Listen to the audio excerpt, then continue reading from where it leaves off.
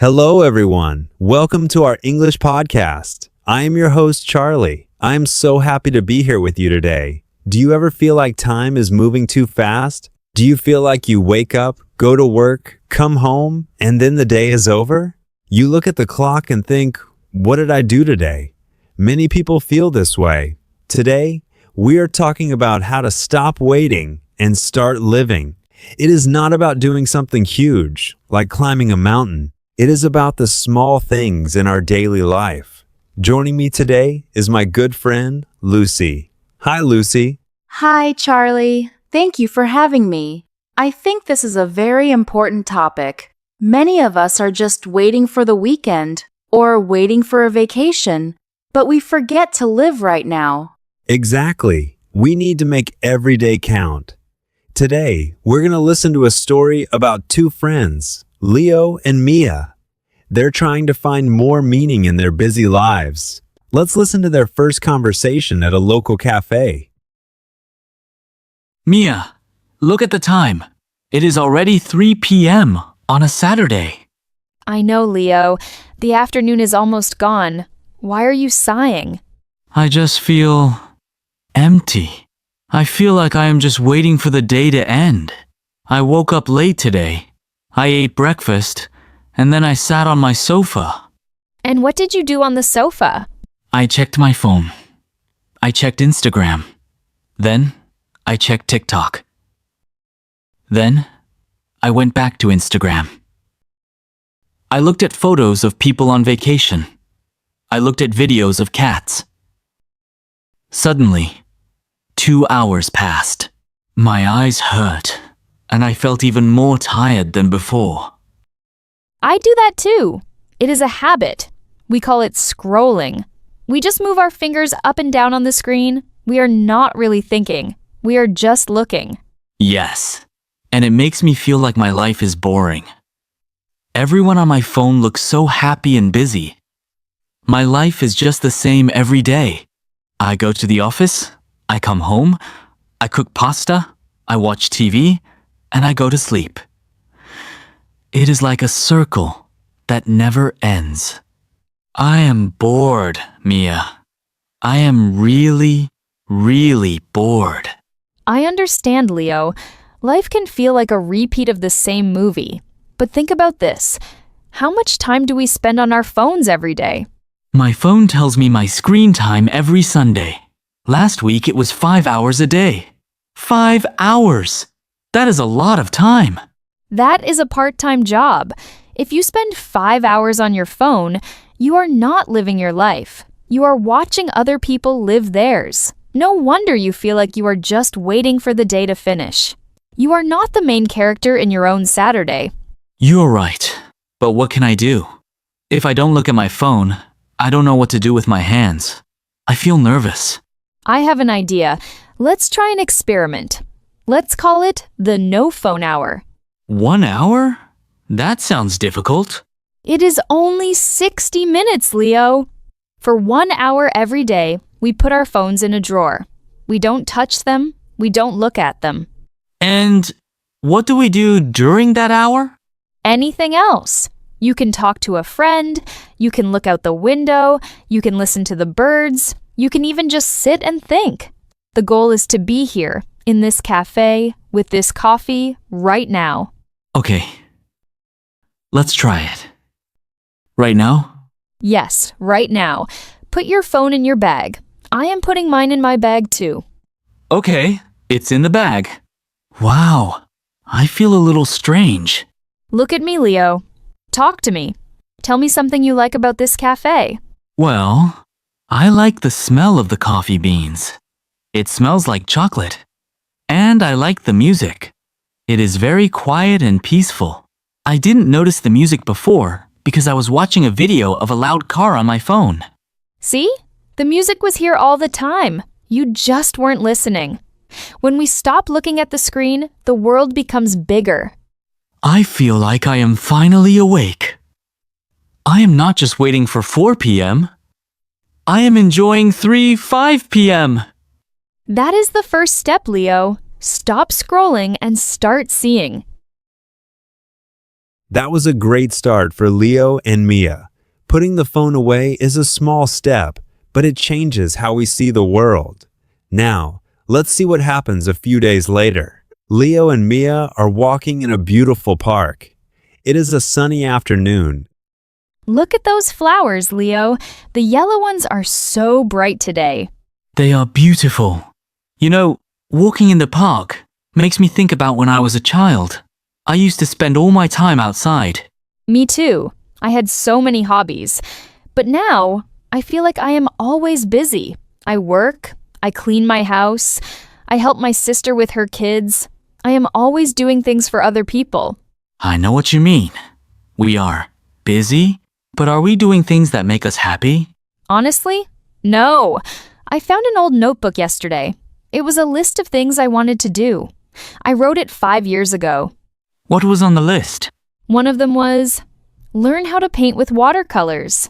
I remember I loved drawing when I was in school. I was actually quite good at it, but I stopped. I haven't touched a paintbrush in years. Why did you stop? I told myself I didn't have time. I told myself I need to focus on my job. And then I thought, I am too old to start a new hobby now.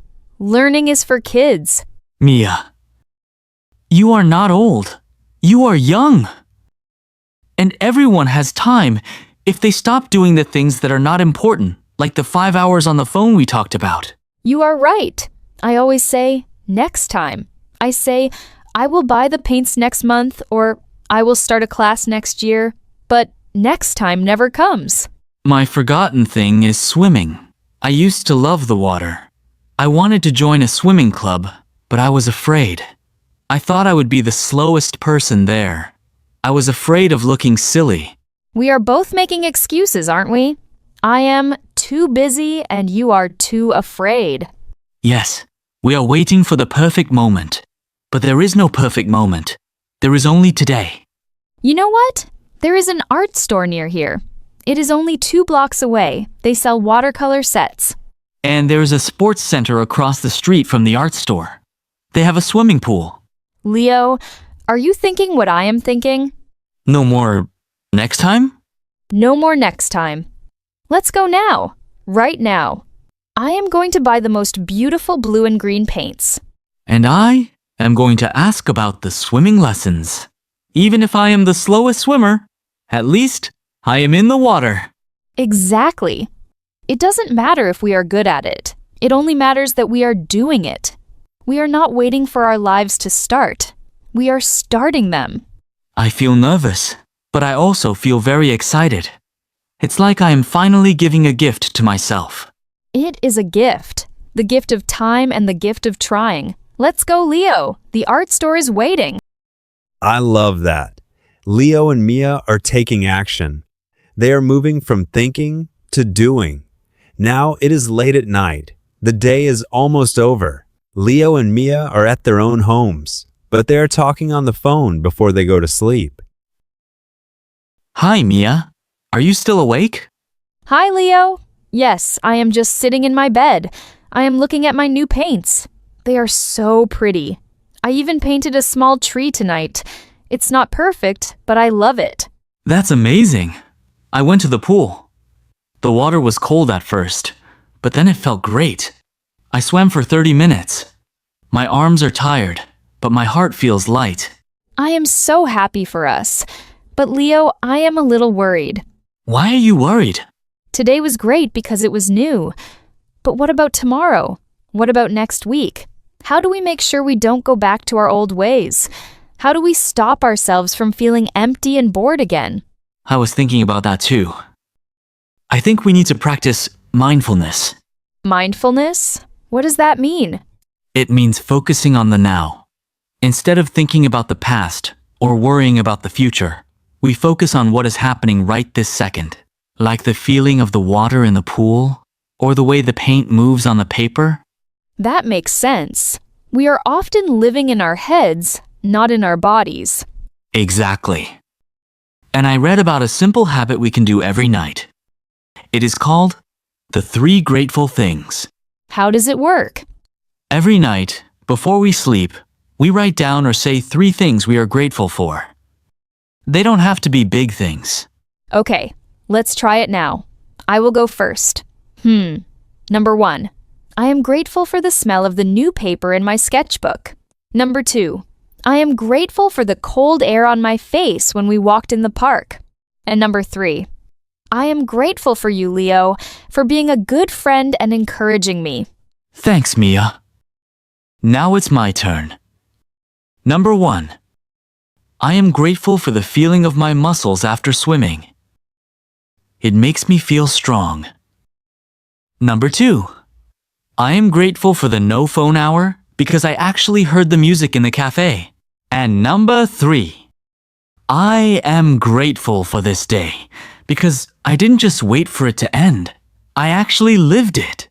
That feels really good, Leo. When I think about these 3 things, I feel like my day was full. It wasn't just a boring Saturday. It was a day with many small, beautiful moments. That is the secret, I think. Life is made of small moments. If we notice them, our life feels big. If we ignore them, our life feels small. I agree. We need to have a feeling for life. We need to be awake. Sleep well, Mia. Tomorrow is a new day to be grateful. Good night, Leo. See you tomorrow at the park. What a wonderful conversation. Thank you, Lucy, for being here with me today. Leo and Mia learned some very important lessons today. They really did, Charlie. Let's look at the 3 main points again.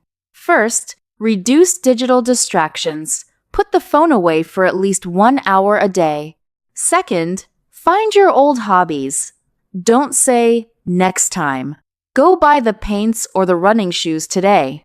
And third, practice gratitude. Every night, find 3 things that made you smile. Those small habits may seem simple, but together they can create a big, meaningful life. Your life is a precious gift, so don't spend it only waiting for happiness to arrive. Start creating it yourself, one small step at a time. Today, we hope every listener will do one thing that brings joy to their heart. Maybe it's drinking a cup of tea slowly, calling an old friend, taking a walk in nature, or simply looking up at the stars. Sometimes one small moment of peace is enough to change the feeling of an entire day. Thank you for joining us today. We always love spending this time together with you. And before we say goodbye, we would love to hear from our listeners. What is one thing that wastes your time every day? Is it scrolling on social media, watching too much TV, or maybe worrying about things you cannot control? And on the other hand, what activities make your life feel full and happy? Do you have a hobby like Leo's swimming or Mia's painting? Maybe you enjoy gardening, cooking, dancing, or reading books. Please leave a comment and share your story with us. Your experience might inspire someone else to take their own first small step toward a happier life. Reading your messages always reminds us that we are growing together as a community, and that makes this journey even more meaningful. Until next time, remember to take care of yourself, stay mindful, and keep moving forward step by step. Have a peaceful and beautiful week, everyone. Goodbye. Keep living, keep growing, and keep taking those small steps toward a better life. See you next time.